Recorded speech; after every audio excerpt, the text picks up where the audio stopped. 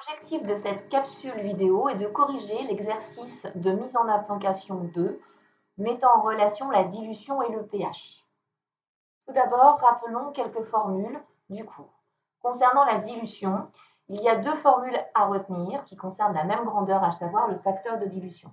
Le facteur de dilution noté petit f, c'est le rapport entre la concentration de la solution mère sur la concentration de la solution fille, ou bien le rapport du volume de solution fille à préparer divisé par le volume de solution mère à prélever. Il faut que vous gardiez à l'esprit que le facteur de dilution petit f est toujours supérieur à 1.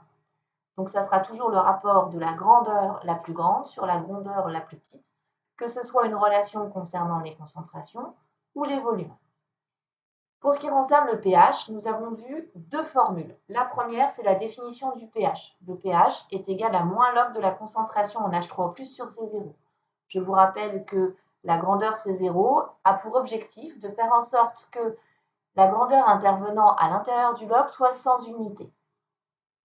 Deuxième relation importante, c'est celle du produit ionique de l'eau qui vous indique que la concentration en ion H3O+ et la concentration en HO- sont liées par une constante qu'on appelle le produit ionique de l'eau et qui est définie par Ke égale la concentration de H3O+ fois la concentration en ion hydroxyde HO- divisé par C0 au carré où C0 vaut toujours 1 mol par litre. Passons maintenant à l'exercice.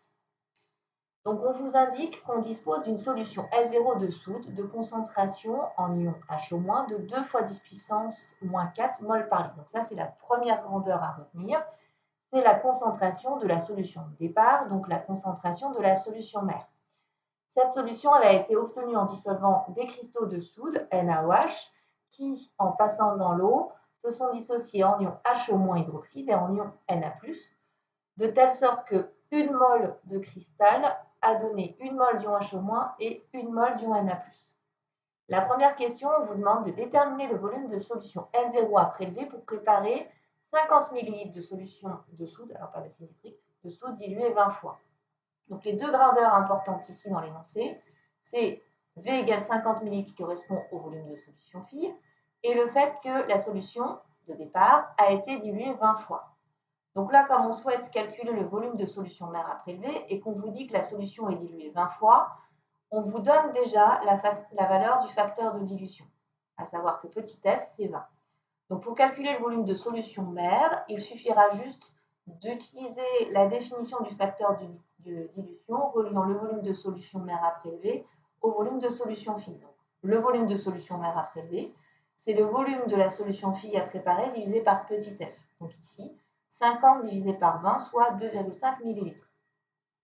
Au niveau du matériel, comme je vous ai indiqué en cours, il ne faut pas prélever directement la solution S0 dans le flacon. Il faut donc au préalable verser un petit peu de cette solution dans un bécher de prélèvement pour éviter de polluer la solution de départ. Maintenant, comme on veut préparer une solution de volume 50 ml, il va falloir prendre une fiole jaugée dont le volume est égal au volume de solution fille à préparer, donc de 50 ml. Alors là, j'ai précisé 50,0, je n'ai pas mis juste 50, pour indiquer que la fiole jaugée était un instrument de précision. Donc le 5 et le 0, les deux premiers chiffres, sont certains.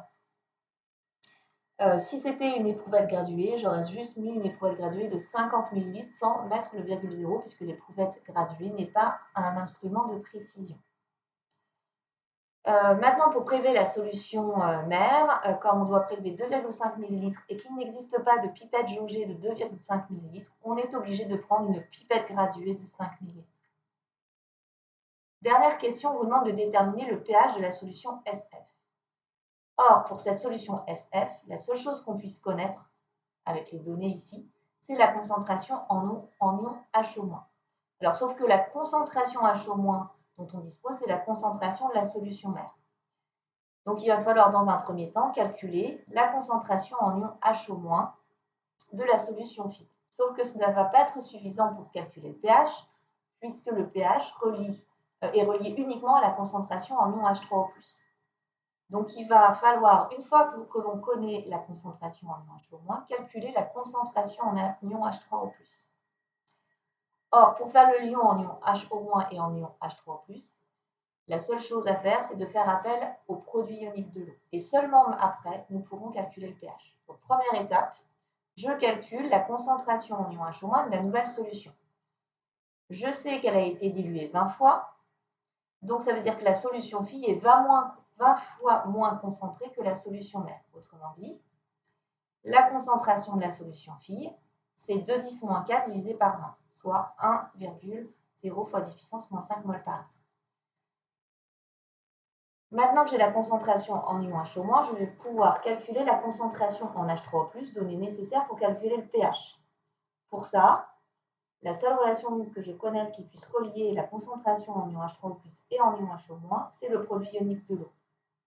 Ke égale concentration d'H3O+, fois concentration en HO- divisé par C0 au carré.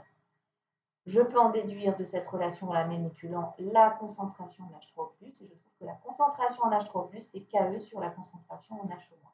Si je remplace par les valeurs numériques, je trouve que la concentration en H3+, c'est 1 fois 10 puissance moins 9 mol par litre. Donc maintenant que j'ai la concentration en H3+, je vais pouvoir calculer le pH en utilisant la définition. Le pH, c'est moins log de la concentration en H3+ sur C0. Et donc là, je trouve que ça fait 9.